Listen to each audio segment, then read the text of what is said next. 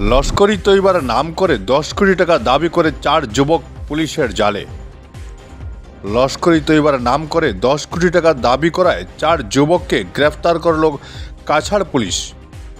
Highway ঠিকাদার সংস্থা জান্ডু Infratech কোম্পানির এক কর্মীর কাছ থেকে একটি মোবাইল ফোন থেকে লস্করি তৈবা জঙ্গি পরিচয় দিয়ে একটি কলে 10 কোটি টাকা ডিমান্ড করে এক ব্যক্তি। এই খবর পাওয়ার সঙ্গে সঙ্গে কাছাড় পুলিশ এক মামলা রেজিস্টার করে কাঠিগড়া পুলিশ স্টেশনে তদন্ত চালিয়ে পুলিশ মোহাম্মদ আলিকুদ্দিন ও আজিরুদ্দিন নামের 2 যুবককে গ্রেফতার করে তাদের জিজ্ঞাসাবাদ চালিয়ে পুলিশ প্রধান অভিযুক্ত বখতার হোসেন ও তার সহযোগী শামসির উদ্দিন বড়ভূঁইয়াকে গ্রেফতার করেছে।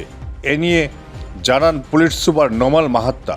হাইৱে 4 লেনিঙত নিয়োজিত এটা ব্যক্তিগত কোম্পানী তাৰ এজন মেনেজাৰলৈ এখন এটা ফোন কল আহে আৰু ফোন কলাৰ যিজন কলাৰ আছিলে তেওঁ নিজকে আন্তঃৰাষ্ট্ৰীয় সন্ত্ৰাসবাদী সংগঠন লস্কৰি তৈবাৰ সদস্য বুলি তেওঁ নিজকে পৰিচয় দিয়ে আৰু পৰিচয় দি তেওঁ 10 কোটি টকা তেওঁলোকে দাবী কৰে আৰু 10 কোটি টকা তেওঁলোকক যদি দুদিনৰ ভিতৰত দিব পৰা নাযায় তেতিয়াহ'লে তেওঁলোকে কৈছে যে কোম্পানীটোৰে তাৰ ফল ভুগিব লাগিব। এই ধৰণে ধমকি দি তাৰপিছত তেওঁলোকে লগে লগে যেতিয়া সেই ব্যক্তিগত কোম্পানীৰ পৰিচালকজনে আমাক জনায় লগে লগে আমি এই সংক্ৰান্তত আমাৰ তদন্ত আৰম্ভ কৰোঁ। এটা কাটিগড়া থানাত এটা কেছ ৰেজিষ্টাৰ কৰোঁ আৰু কৰি তদন্ত আৰম্ভ কৰোঁ আৰু তদন্ত কালত সিদিনাখন ৰাতিয়ে আমি 2জন ব্যক্তিক আমি এৰেষ্ট কৰোঁ।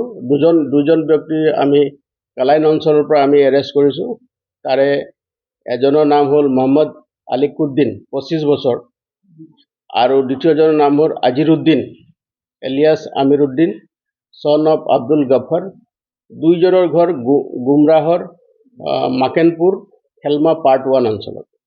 2জনকে আমি এৰেষ্ট কৰোঁ আৰু এৰেষ্ট কৰাৰ পাছত যেতিয়া আমি তেওঁলোকক আমি জোৰ তদন্ত চলাওঁ আৰু ইণ্টাৰগেশ্যন কৰোঁ সেই কালত আৰু তাৰ লগতে আমাৰ যি টেকনিকেল এনালাইচিছ আছে টেকনিকেল এনালাইচিছ কৰাৰ পাছত আমি 2জন ব্যক্তিক যিজন প্ৰধান অভিযুক্ত ইয়াৰ আৰু যিজনে ফোন কল কৰি ৰেনচম ডিমাণ্ড কৰিছিলে তেওঁৰ নাম হ'ল Bakhtar Hossain son of Tasir Ali Sundari part 2 কচুদৰম। এই ব্যক্তিজনক আমি ইষ্ট জয়ন্তীয়া হিলছৰ মেঘালয়ত ৰিমভাই গাঁও এখনৰ পৰা আমি তেওঁক এৰেষ্ট কৰিবলৈ সক্ষম হ'লোঁ আৰু তেওঁৰ লগতে আৰু তেওঁৰ এজন সহযোগী আছিলে তেওঁৰ নাম হ'ল শামসিৰ উদ্দিন বৰভূঁইয়া। তেওঁৰ ঘৰ হ'ল কাটিগড়া লেবাৰপুটা পাৰ্ট 2 কাটিগড়া।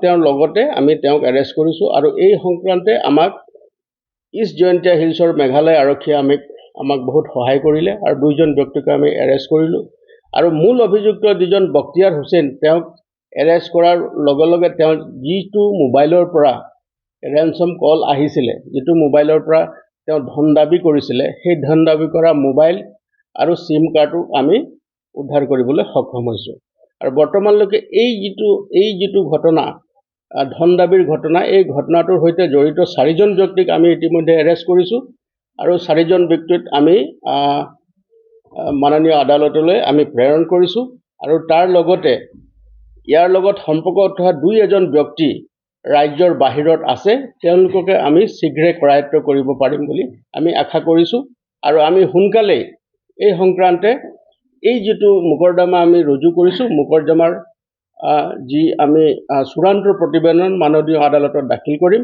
আৰু তেওঁলোকৰ বিৰুদ্ধে যাতে কঠোৰতম আইনগত ব্যৱস্থা হয় আৰু তেওঁলোকে যাতে কনভিকশ্যন পায় তাৰ কাৰণে আমি চেষ্টা কৰিছোঁ।